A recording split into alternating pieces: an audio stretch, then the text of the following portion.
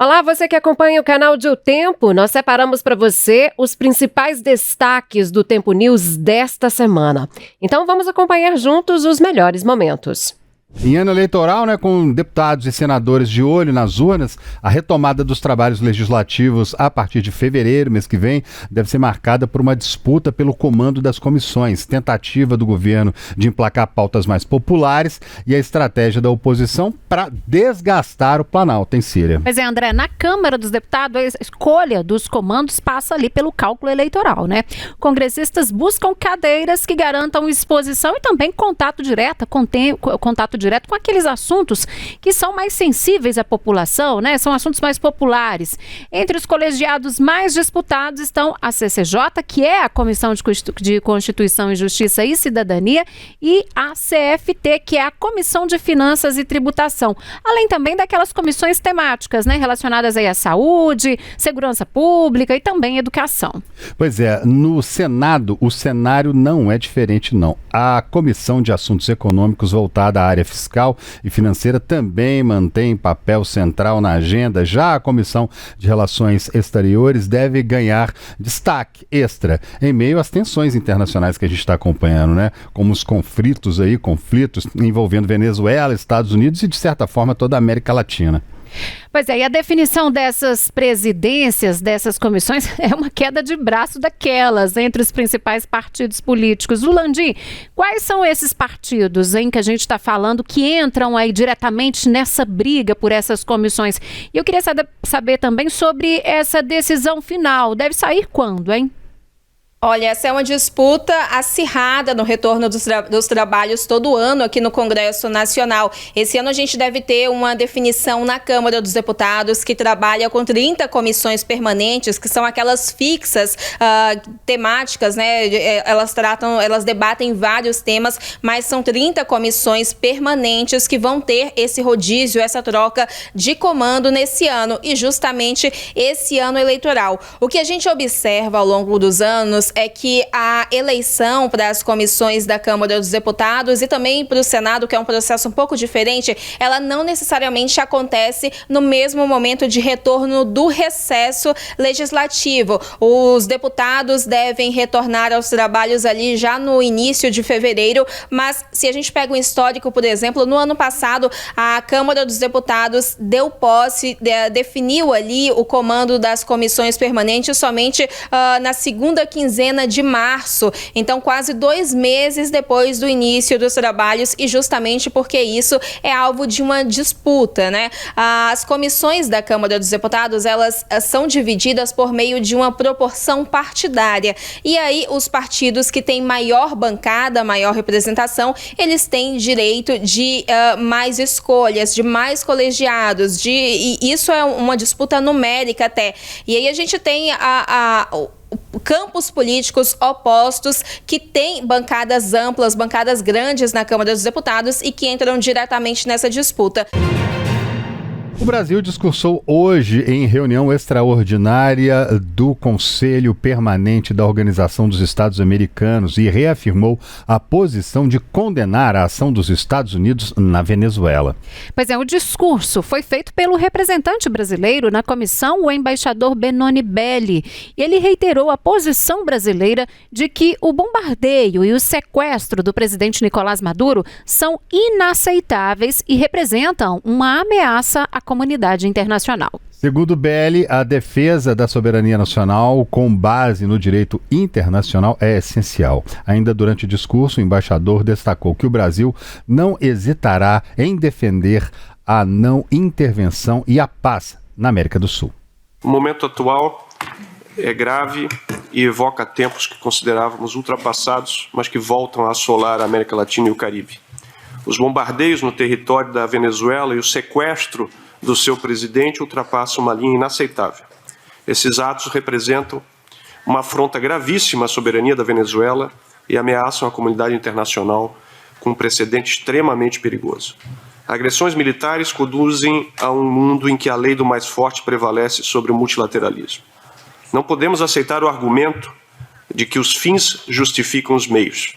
Esse raciocínio carece de legitimidade e abre a possibilidade de conferir aos mais fortes o direito de definir o que é justo ou injusto, o que é certo ou errado, e de ignorar as soberanias nacionais, ditando as decisões que devem tomar os mais fracos. A soberania nacional, sustentada no direito internacional e nas instituições multilaterais, é fundamental para que os povos possam exercer sua autodeterminação.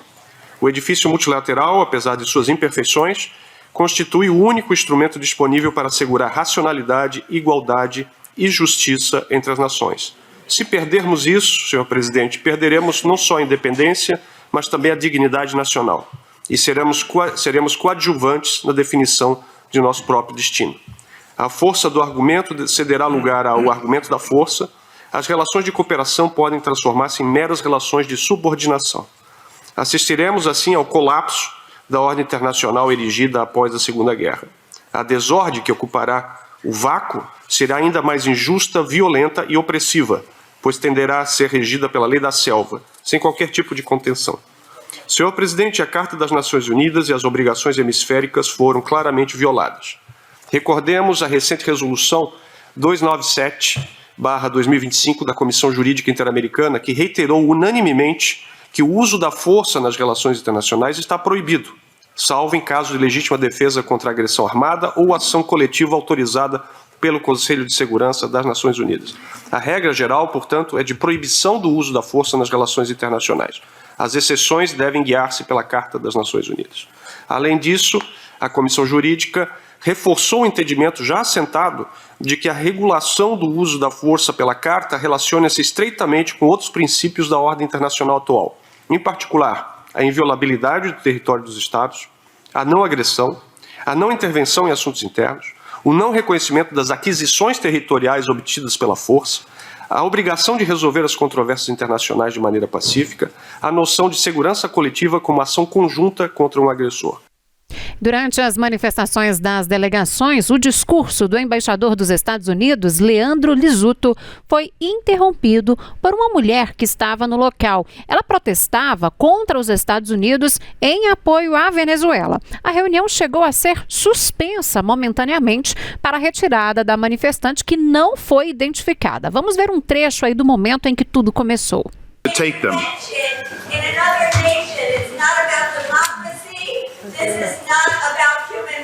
Por favor, no interferir la sesión.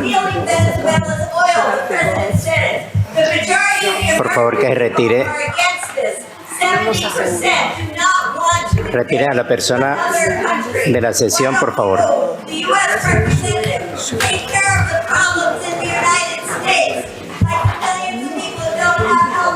Por favor, se retira a la señora que está interviniendo. Seguridad, por favor.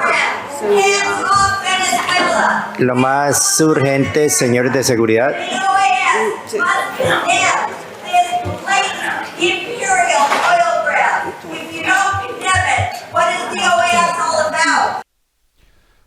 Ontem, o Brasil já havia condenado a intervenção norte-americana durante a reunião do Conselho de Segurança da Organização das Nações Unidas. O embaixador do Brasil na ONU, Sérgio Danesi, inclusive, como a gente viu, ele fez uma declaração pública dizendo que não é possível aceitar o argumento de que os fins justificam os meios, Síria. Pois é, André, e hoje Delcy Rodrigues iniciou formalmente o governo interino na Venezuela sob a pressão de atender aí as demandas energéticas dos Estados Unidos e também de reorganizar ali o chavismo sem Nicolás Maduro. Rodrigues, de 56 anos, foi empossada perante o parlamento ontem, quase no mesmo momento em que Maduro se declarou inocente diante de um juiz em Nova York, de várias acusações, a principal, narcotráfico. Pois é, Maduro, como a gente vem noticiando aqui para você, que foi capturado, com a mulher Cília Flores no sábado durante um ataque dos Estados Unidos a Caracas e outras regiões do país. E pouco depois da posse, a presidente interina visitou o túmulo de Hugo Chávez, pai da chamada Revolução Bolivariana. O presidente dos Estados Unidos já advertiu, na verdade, a presidente interina, que se não fizer a coisa certa, vai pagar um preço muito alto, provavelmente maior que o de Maduro. Polícia Federal informou ao Supremo Tribunal Federal que apura as citações a Fábio Luiz Lula da Silva, filho do ex-presidente Lula, conhecido como Lulinha, no âmbito das investigações sobre desvios bilionários dos salários de aposentados e pensionistas do INSS de todo o país. A informação foi divulgada inicialmente pelo jornal Estado de São Paulo, Síria. André, menções diretas e indiretas ao nome de Lulinha foram colhidas pelos investigadores por meio de depoimento e também de material apreendido em busca e apreensão ao longo das apurações que estão em andamento. Falei ex-presidente aqui, mas Lula, atual presidente da República, né? A Polícia Federal apura se Lulinha manteve uma sociedade oculta com Antônio Camilo Antunes, o famoso careca do INSS, por meio de uma amiga chamada Roberta. O material apreendido nos endereços dela ainda está sob análise da Polícia Federal. A defesa da empresária nega que ela tenha atuado como intermediária entre o filho de Lula, Lulinha, e o careca do INSS. Andréia, a empresária, ela chegou a ser alvo de busca e apreensão na operação Sem Desconto, isso em dezembro do ano passado. Ela tinha um contrato de consultoria com o careca do INSS. Para auxiliá-lo em negócios com o governo federal, a empresária chegou a receber R$1,5 milhão de reais. O careca do INSS está preso desde setembro do ano passado, suspeito de liderar aí um esquema milionário de descontos indevidos em aposentadorias e pensões. O filho do presidente, citado em ao menos 3 momentos, de acordo com a Polícia Federal, o empresário Edson Claro, ex-sócio do careca do INSS em uma empresa de cannabis medicinal, mencionou Lulinha em depoimento. Ele disse ter ouvido do careca do INSS que Roberta faria lobby com o Ministério da Saúde e que Lulinha seria sócio desse empreendimento. O segundo conjunto de indícios dessa suposta atuação de Lulinha no esquema são viagens de avião feitas por ele e Roberta. E, por fim, referências a Lulinha também aparecem em conversas entre o careca do INSS e a empresária. Em uma dessas conversas, o careca do INSS pede a um funcionário para pagar R$300 mil por mês para a empresa de Roberta e diz que seria referente ao filho do rapaz. Já em outra, Roberta diz ao careca do INSS que a polícia apreendeu um envelope com o nome do, estava escrito lá, nosso amigo, e esse envelope tinha ingressos para um show. A Polícia Federal investiga se as menções a Lulinha justificam que as apurações sigam adiante. Em dezembro, no mês passado, o presidente Lula disse que quem estiver envolvido será investigado. Se tiver filho meu metido nisso, ele será investigado, afirmou o presidente na época. Luciane Landim, e aí em Brasília, em mais alguma atualização sobre este assunto por aí envolvendo o Lulinha, filho do presidente Lula?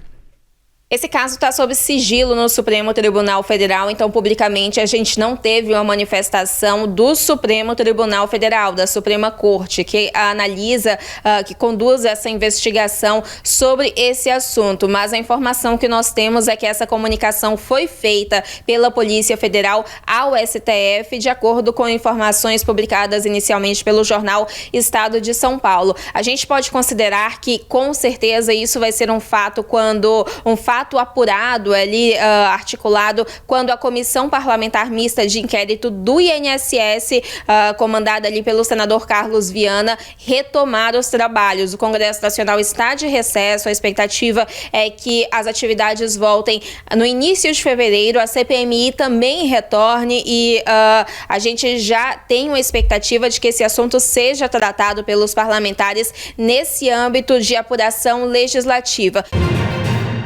Vamos falar de um assunto que repercute diretamente nas eleições deste ano, 2026. É que o PP, que é o Partido Progressista, considera descartada a possibilidade de o governador de São Paulo, Tarcísio Gomes de Freitas, do Republicanos, concorrer à presidência da República agora. Uma eventual candidatura, segundo o presidente nacional da legenda, senador Ciro Nogueira, do Piauí, só existiria com o apoio explícito do ex-presidente Jair Bolsonaro. Um cenário que, na avaliação filiação do partido não deve se concretizar. Pois é, e após Jair Bolsonaro anunciar Flávio como candidato em 2026, Ciro Nogueira, portanto, ponderou, né, que a definição não poderia ser baseada apenas em relações pessoais. Ele afirmou, inclusive, que embora tenha forte relação pessoal com Flávio, política exige pesquisas, viabilidade eleitoral e também construção coletiva entre os aliados. A candidatura de Flávio Bolsonaro enfrenta resistência, inclusive entre aliados do próprio Bolsonaro. O pastor Silas Malafaia chegou a afirmar publicamente que o senador não tem musculatura política para sustentar uma campanha presidencial e defendeu que a direita só terá chances eleitorais se dialogar com o centro. Pois é, Lulandinha, até pouco tempo, Ciro Nogueira, portanto, estava entre os principais entusiastas aí, né, de uma eventual candidatura de Tarcísio de Freitas, apontado nos bastidores como um nome mais moderado e com capacidade também de unir o eleitorado de centro e de direita. Ele, inclusive, havia declarado que só um candidato com esse perfil teria, de fato, condições reais para enfrentar e derrotar Lula. Essa mudança no discurso também é uma rejeição, aí a gente pode falar o nome de Flávio Bolsonaro como candidato? Olha, se a gente pega o histórico de como Flávio Bolsonaro entrou nessa disputa, não agradou muito bem uma ala que tem um impacto em decisões políticas, que é o Centrão, né? Flávio Bolsonaro anunciou no início de dezembro que foi escolhido pelo pai, o ex-presidente Jair Bolsonaro, como esse sucessor na disputa presidencial. E ali no dia 25 de dezembro, que foi o dia da última cirurgia de Jair Bolsonaro, ele apareceu no Hospital da F-Star aqui em Brasília, onde o ex-presidente estava internado, e exibiu uma carta escrita à mão, assinada por Jair Bolsonaro, para provar que realmente teve esse aval do pai, que foi esse escolhido, vamos dizer assim, né, para ir às urnas e tentar atrair esses votos da direita. Mas antes mesmo disso, a gente já observava uma divisão nesse grupo que busca um candidato ali, um consenso, justamente porque é uma ala que vem o nome do centro, o nome dessa parte de centro da política, vê uma viabilidade eleitoral maior, né? E a gente precisa observar que, por mais que Ciro Nogueira tenha um histórico de bastante proximidade, de fidelidade a Jair Bolsonaro, o partido dele, que é o PP, é um partido que tem nomes importantes nesse cenário de centro. Então, esse nome da direita, Tarcísio de Freitas, inclusive, figura nesse cenário mais simpático a esses partidos de centro, mas esse nome da direita ainda não tem esse consenso, não tem um apoio total. Essa discussão ainda está bem dividida nesse campo político. A gente acabou de começar 2026. Quando a gente estava em 2025, a gente falava que a eleição estava ali batendo a porta, até mesmo antes do anúncio de Flávio Bolsonaro, que hoje se coloca como pré-candidato, mas o que a gente observa é que 2026 começou ainda mais incerto com esse cenário. A gente deve ter uma definição mesmo de como que essas candidaturas vão ser consolidadas somente no mês de julho, que é o mês das convenções partidárias, é o mês que os partidos se reúnem ali para firmar e fechar realmente o nome que vai disputar as urnas, inclusive essa disputa presidencial, uma disputa ao Palácio do Planalto, mas esse cenário que figura ali entre a direita e essa parte de centro-direita ainda deve render muita discussão, muita negociação, mas com esse cenário de hoje que a gente tem Flávio Bolsonaro e também essa parte, esse grupo do Centrão que se vê mais simpático a um outro nome que não seja o do filho do ex-presidente Jair Bolsonaro. O presidente Lula vetou integralmente a proposta que diminuiria as condenações dos responsáveis pelos ataques de 8 de janeiro de 2023. A medida havia sido aprovada pelo Congresso Nacional e também favoreceria o ex-presidente Jair Bolsonaro, que está cumprindo sentença por envolvimento no esquema golpista.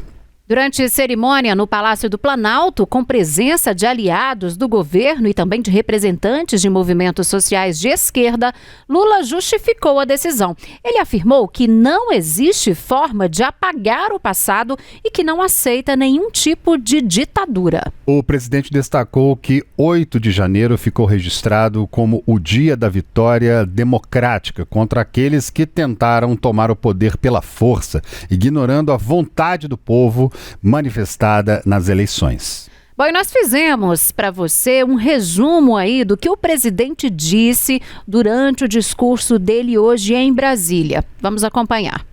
8 de janeiro está marcado pela história como o dia da vitória da nossa democracia.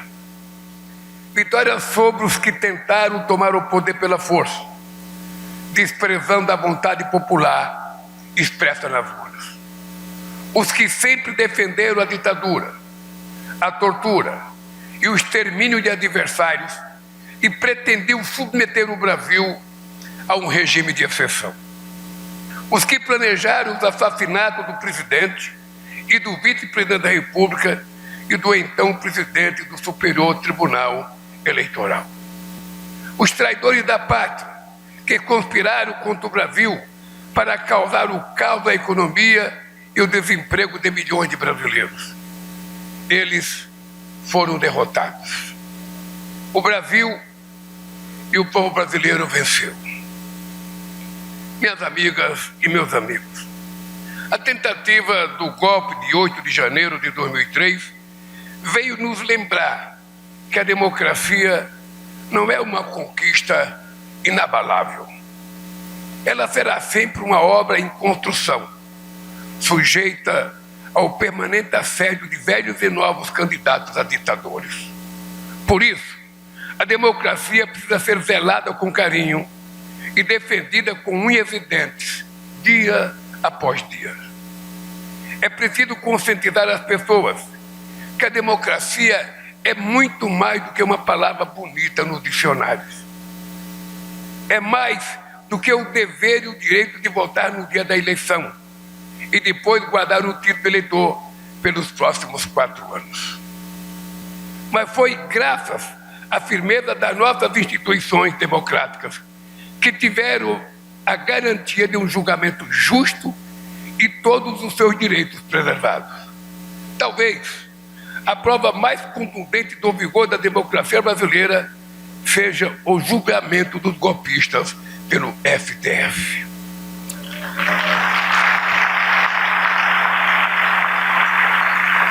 Todos eles tiveram amplo direito de defesa.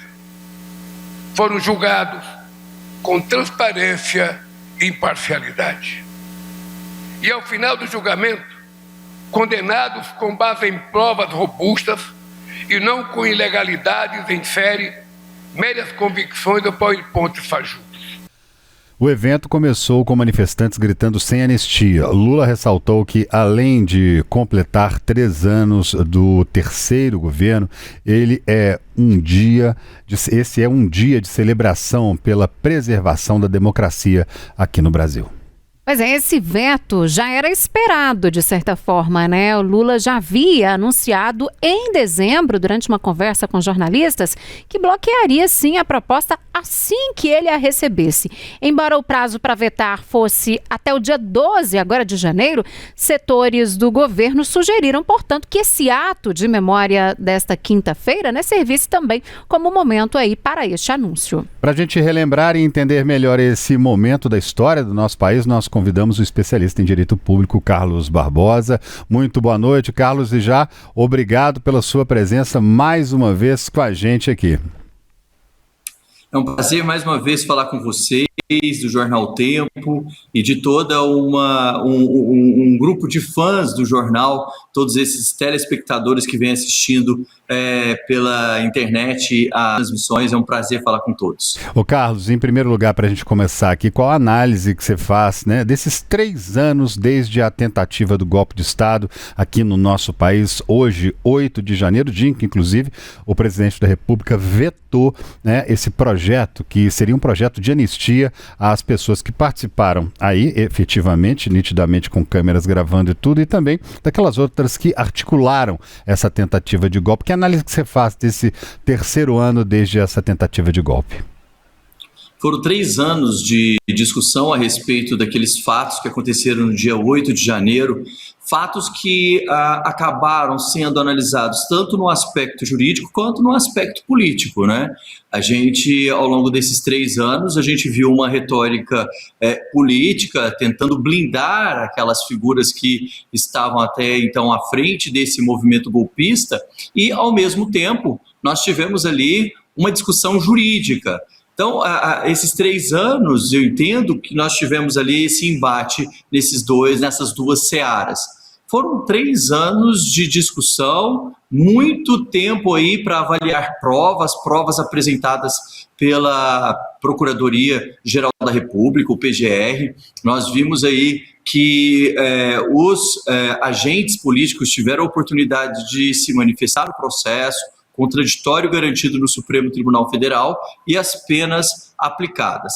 No lado político, nós observamos também um crescimento, né, daquele grupo tentando proteger o bolsonarismo, né, o Bolsonaro e todos os agentes políticos, e aquele tentando proteger no aspecto político todos aqueles agentes, né, das Forças Armadas, né? Nós estamos falando aí das pessoas ligadas ao Exército que também participam desse julgamento. Então foram 3 anos de discussão e hoje nós estamos avaliando o grau de estrago na agenda política.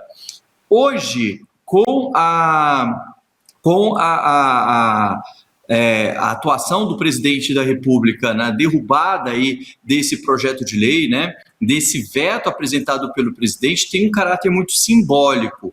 Um caráter simbólico por quê? Porque se você avaliar ao longo desses 3 anos as pesquisas que foram realizadas em relação à opinião pública no que tange tanto à dosimetria da pena quanto ao projeto de anistia, a maioria dos brasileiros é contra esse tipo de situação, né? Gera na visão das pessoas um aspecto de injustiça, porque se houve ali a comprovação do fato, por que não pagar por aquilo que foi praticado? Então, a maioria dos brasileiros se apresentou contra esse projeto de anistia e de dosimetria.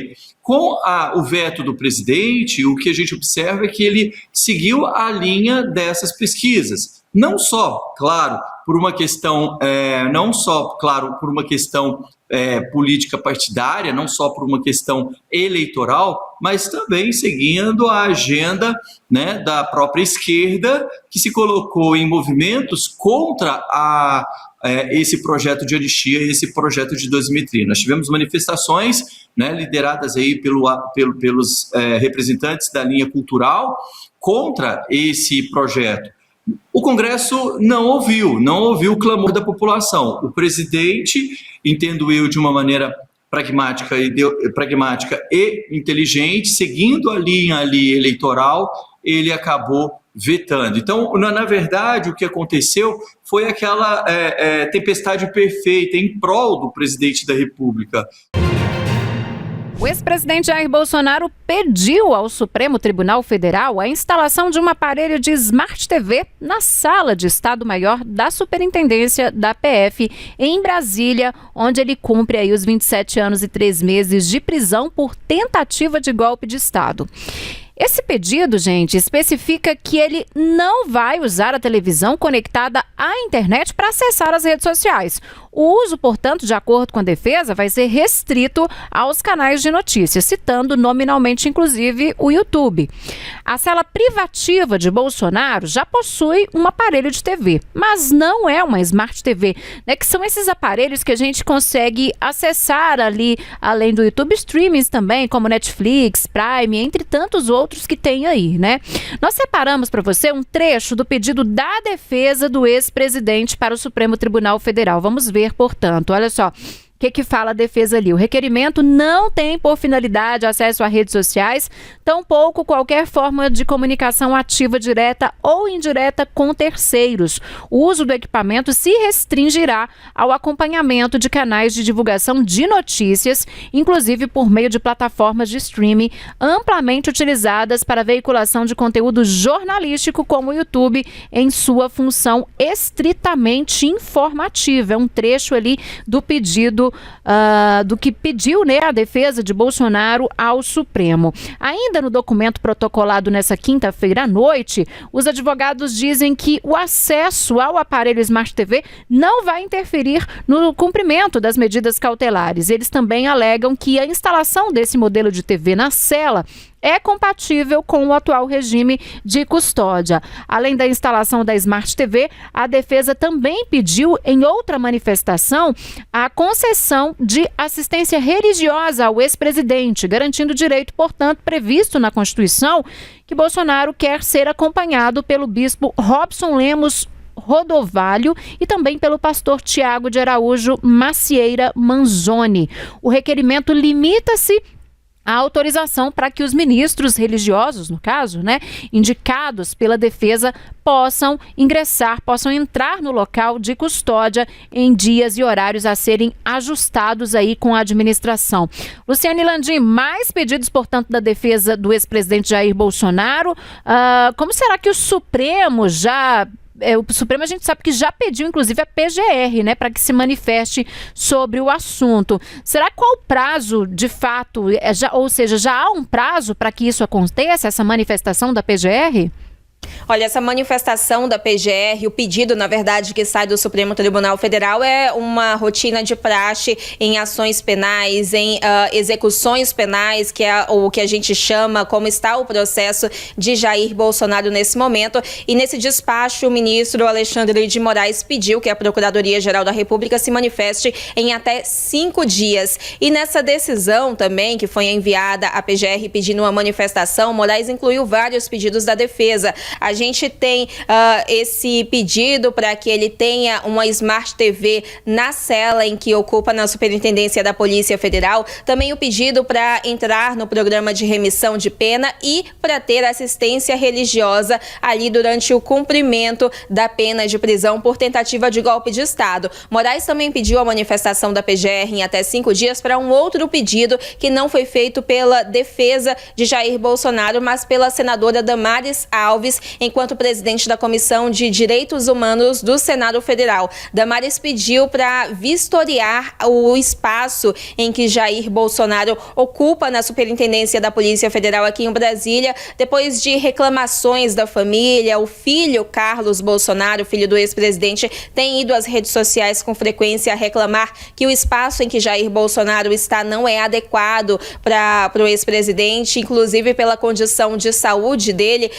Então, tudo isso, a Procuradoria-Geral da República tem 5 dias para emitir uma posição que será enviada ao gabinete do ministro Alexandre de Moraes no Supremo Tribunal Federal. É isso aí, muito obrigada pela sua audiência. E eu quero te lembrar que o Tempo News vai ao ar de segunda a sexta-feira, ao vivo, às 7 horas da noite, aqui no canal de YouTube de O Tempo. Nós te esperamos.